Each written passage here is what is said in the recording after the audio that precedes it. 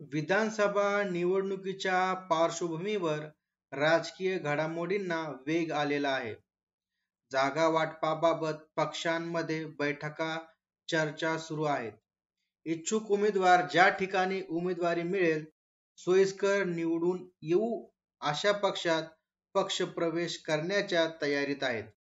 एकाच मतदारसंघात एकापेक्षा अधिक इच्छुक उमेदवार असल्याने बंडखोरीची शक्यता नाकारता येत नाही. त्यामुळे बंडखोरी रोखणे महाविकास आघाडी आणि महायुती समोरील आव्हान असणार आहे.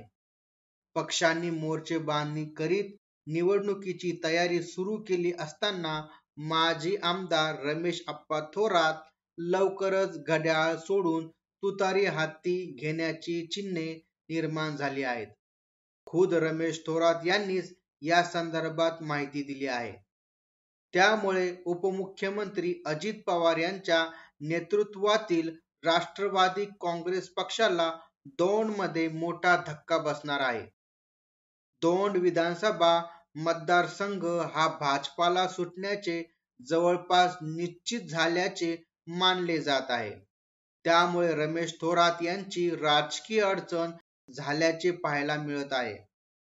त्यामुळे रमेश थोरात यांनी गावोगावी जाऊन दौरे करण्यास सुरुवात केली आहे. तसेच नागरिकांची मते घेऊन ते आपली भूमिका ठरवणार आहेत.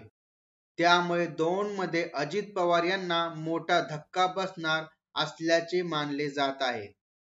थोरात हे सुरुवातीपासूनच राष्ट्रवादीशी एकनिष्ठ राहिले.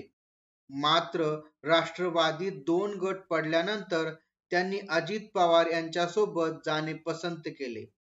मात्र आता राजकीय समीकरण बदलू लागली असून शरद पवारांसोबत सहानुभूतीची लाट पाहायला मिळत आहे. त्यातच लोकसभेला शरद पवार यांनी मिळालेले यश ही जमेची बाजू आहे. विधानसभेला मात्र 2ची जागा भाजपाला मिळण्याची चिन्हे आहेत. त्यामुळे आपण येथे आठवड्याभरामध्ये आपली पुढील भूमिका जाहीर करणार असल्याचे रमेश थोरात यांनी सांगितले.